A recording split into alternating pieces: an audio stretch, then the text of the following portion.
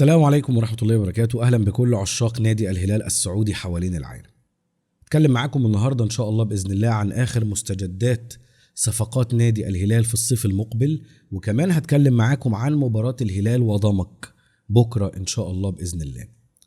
أولا، وده أمر أنا حسيته كتير والنهاردة لقيت دليل عليه، يبدو أن نادي الهلال السعودي عنده مشكلة نفسية هو والنصر والاتحاد. المشكلة دي زادت بعد ما الأهلي خد لقب دوري أبطال آسيا للنخبة من كام يوم. الهلال غير قادر على تجاوز أزمة الخروج من آسيا أمام السد القطري. الاتحاد غير قادر على تجاوز أزمة ماتشيدا الياباني. النصر ضعفان وتعبان جدا لأنه بيلعب في دوري أبطال آسيا 2 رغم أنه وصل للمباراة النهائية أمام غامبا أوساكا الياباني، لكنه من جواه شايف أنه هو كان المفروض يلعب دوري أبطال آسيا للنخبة مش كأس الاتحاد الآسيوي. النهاردة أنا شفت دليل على ده النهاردة، وموقع كورة كتب على لسان إنزاجي: مرارة الخروج الآسيوي لا تزال تسيطر علينا. وأكد الإيطالي سيموني إنزاغي مدرب الهلال السعودي أن آثار الخروج من بطولة دوري أبطال آسيا للنخبة لا تزال حاضرة داخل الفريق، مشيرا إلى أن مرارة الإقصاء ما زالت تسيطر على اللاعبين والجهاز الفني حتى الآن. وقال خلال المؤتمر الصحفي: لا نزال نشعر بمرارة الخسارة أمام السد، ولم نكن نتوقع الخروج من البطولة الآسيوية بهذا الشكل المباشر، خاصة أن الفريق كان يمتلك طموحات كبيرة في الذهاب بعيدا والمنافسة على اللقب. إذا لم يستطيع سيموني إنزاجي واللعيبة تجاوز تلك الأزمة مش هيقدروا يعملوا حاجة في الموسم المقبل. خلاص الموسم الحالي أصبح إلى حد كبير محسوم للنصر، رغم أن كرة القدم لسه فيها مفاجآت، والهلال بكرة هيلعب إن شاء الله أمام ضمك، ولكن على الناحية الأخرى لسه عنده مباريات، لسه عنده مباراة بإذن الله بعد ضمك مع الحزم، لسه عنده مباراة مع الخليج، لسه عنده مباراة مع النصر، لسه عنده مباراة مع نيوم، لسه عنده مباراة مع الفيحاء. الدوري في الملعب يا جماعة. تعالوا بقى نتكلم عن أول صفقة لنادي الهلال السعودي. الهلال ولأنه نادي عظيم ولأنه نادي كبير دايما بيتكلم على الصفقات الكبيرة. الكل يتحدث من امبارح على الصحف الأوروبية والعربية عن صفقة انتقال لامين يامال من برشلونة للهلال السعودي. صدق أو لا تصدق، الهلال كان الطبيعي ان هو يدور على محمد صلاح، ولكن محمد صلاح عنده مشكلة في العضلة الخلفية في مباراته الأخيرة مع ليفربول الإنجليزي، وبالتالي هيواجه انتقادات كبيرة للهلال ان انت جايب لاعب مصاب، رغم انه عمل الحركة دي مع نيمار دي سيلفا لاعب البرازيل. لكن المرة دي بنتكلم على لامين يامال بعقد مغري لمدة 4 أو 5 سنين. طبعا بالمناسبة لامين يامال تقريبا موقع مع برشلونة لحد 2029، يعني أمامه في عقده 4 سنين متكاملة أو 3 سنين ونص في عقده. وبالتالي عشان تقنع لامين يامال اللي هو يأتي إلى المملكة العربية السعودية أمر صعب جدا. إنك تقنعه إن يلعب في الدوري السعودي أمر شبه مستحيل، إلا لو كان العرض عرض تاريخي وبقيمة 400 مليون يورو. 400 مليون يورو للامين يامال لو وافق على تمثيل نادي الهلال السعودي. العرض هيتم إن شاء الله بإذن الله البت فيه خلال الصيفية الحالية إن شاء الله، ابتداء من شهر 6 أو نص 6 إن شاء الله بإذن الله، وعرض تاريخي. وأنا ما أعتقدش إن هو هيوافق، ما أعتقدش إن لامين يامال هيوافق، دي وجهة نظري. لكن كرة القدم فيها كل شيء. طبعا الهدف إن لامين يامال يبقى سفير كرة القدم السعودية، ويبقى كمان سفيرها لحد سنة 2034، ويبقى موجود في المملكة العربية السعودية كسفير، بمعنى سفير لحد كأس العالم. يعني ده الهدف. اتكلمت معاكم من كام يوم عن صفقة التعاقد مع المدير الرياضي الجديد ريتشارد هيوز، وبدأت بالفعل إدارة الهلال بقيادة الأمير الوليد بن طلال على الاستحواذ بنسبة 70%، وعلى طول تواصل مع التعاقد مع المدير الرياضي ريتشارد هيوز، وبحسب التقارير قدم الهلال عرض إلى ريتشارد هيوز المدير الرياضي لنادي ليفربول الإنجليزي لتولي المنصب نفسه مع الزعيم بدءا من الموسم الجديد. ومن المنتظر أن يبدأ هيوز مهامه مع الهلال خلال الصيف المقبل حال التوصل إلى اتفاق رسمي وتوقيع العقود. طبعا انضم هيوز لليفربول في يونيو 2024 قادما من بورنموث، وساهم في مرحلة تطوير الفريق، ويمتد عقده مع الريدز لحد سنة 27، كما يعد من أبرز المديرين الرياضيين في أوروبا خلال السنوات الأخيرة.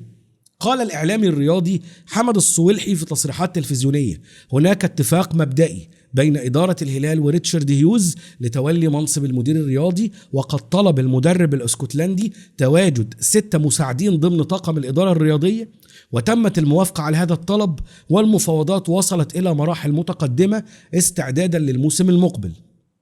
تمام؟ يبقى تم الاتفاق المبدئي. على نفس الجريدة وبعدها بساعات قرر ريتشارد هيوز ان هو يطلب طلب غريب، والطلب ده لو هو فضل متمسك بيه لن يتم القبول بيه، والهلال لن يقبل بهذا الوضع. ايه الشرط بعد ما تم الاتفاق؟ الأستاذ سيف السيف الصحفي السعودي كتب وقال: تم الاتفاق بعد أن تم الاتفاق مع المدير الرياضي ريتشارد هيوز على كل شيء، استحدث مؤخرا شرط بأن يقيم خارج المملكة ولا يأتي إلا أيام معدودة في الشهر، والطاقم المساعد واحد فقط المقيم في الرياض، وأعتقد لو صمم على هذا الشرط لن توافق إدارة الهلال وترفض إدارة الهلال الشرط اللي وضعه ريتشارد هيوز بالعمل من خارج المملكة العربية السعودية، ما يهدد بانتهاء المفاوضات. بس الهلال عايز مدير رياضي مع بداية الموسم بأي طريقة ممكنة، بأي طريقة. نأتي للصفقة رقم 3 النهاردة، وهي صفقة لياو، رافائيل لياو اللاعب البرتغالي، واللي نادي الهلال مصر على تقديم عرض ليه أكبر وأكبر، ويمكن العرض الأخير كان 80 مليون يورو لضمه في الميركاتو الصيفي المقبل، ولكن اللاعب رفض.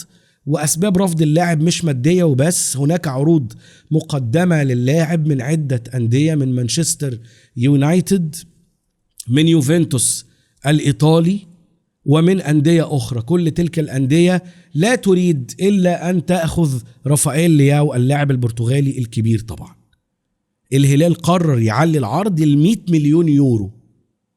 100 مليون يورو للأمانة مش عارف 100 مليون يورو في الإيه، 100 مليون يورو في الموسم ولا في الموسمين ولا في ال3 مواسم، والعقد كان هيكون طبيعته إيه؟ إلى الآن الأمور مش واضحة. هل رافائيل لياو اسمه مناسب للهلال؟ طبعا مناسب أكيد، مستواه متميز ومن ضمن ثقافتنا وأصوله برتغالية، حاجة كويسة جدا، وسنه مش كبير. لكن أهم حاجة بس إن أنت ما يضغطش عليك بالأندية الأخرى، ما تخليش مانشستر يضغط عليك ويوفنتوس يضغط عليك وميلان. أنا عايز أقول لكم إن رافائيل لياو بيعاني الأمرين مع ناديه، بيعاني مع نادي وصافرات استهجان بالجملة من جماهير ميلان الإيطالي عشان اللاعب يرحل. فاللاعب أصلا منبوذ، اللاعب أصلا هم مش عايزينه. فوانت بتشتري اللاعب ركز إن هم أصلا مش عايزين هذا اللاعب. بكرة إن شاء الله بإذن الله مباراة الهلال وضمك. مش عارف ليه في ضجة على مباراة الهلال وضمك. الهلال في المركز الثاني، ضمك في المركز ال15، فالفروق كبيرة جدا. والمباراة على ملعب المملكة أرينا في السعودية على أرض الهلال. عايز أقول لكم إني والله هناك فرصة لأن الهلال ياخد لقب الدوري هذا الموسم لو ركز. أنا بقول لكم إن النصر هيتغلب، أنا بقول لكم إن الأهلي هيغلب النصر، أنا عارف أنا بقول لكم إيه، وهيضيع نقاط من النصر.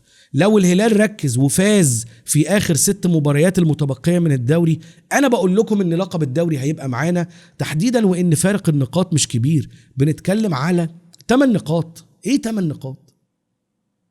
إيه 8 نقاط؟ 3 مباريات فوز، وهناك مباراتين فوز وواحدة تعادل، انتهى خلاص، طاروا ال3 نقاط أو ال8 نقاط. اللاعيبة بس محتاجة تركز، هناك فرصة للحصول على لقب الدوري تحديدا، وإني فارق الاهداف كمان مش كبير، 58-50، 8 اهداف برضو، يعني فارق مش كبير.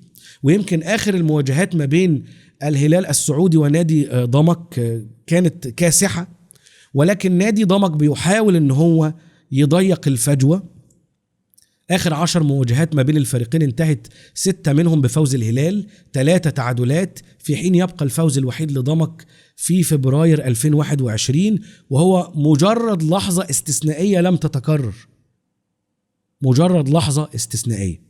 أيضا تلقى النهاردة الجهاز الفني لنادي الهلال خبر بغياب لاعب الوسط عبد الله القحطاني اللي تعرض لإصابة في الركبة هتبعده عن اللقاء، وسلامات عبد الله القحطاني، وإن شاء الله الهلال قادر على الفوز بإذن الله بمن حضر.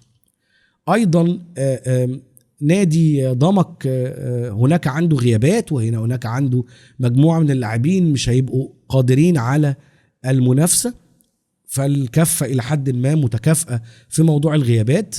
الهلال بكرة بإذن الله إن شاء الله على الأرجح هيلعب بياسين بونو في حراسة المرمى، خط الدفاع هيلعب متعب الحربي، حسان تنبكتي، علي لجامي، ثاي هرنانديز، خط الوسط مالينكوفيتش سافيتش، روبن نيفز، محمد كنو، وخط الهجوم سلطان مندش ومالكم وسالم الدوسري بإذن الله إن شاء الله. كريم بنزيما مش هيلعب بنسبة كبيرة يعني. على أي حال أشكركم على حسن المتابعة، وبالتوفيق لنادي الهلال في صفقاته المقبلة وفي مباراته بإذن الله غدا. وأنا بقول لكم للمرة التانية والله أشم رائحة الدوري السعودي لنادي الهلال. والسلام عليكم ورحمة الله وبركاته.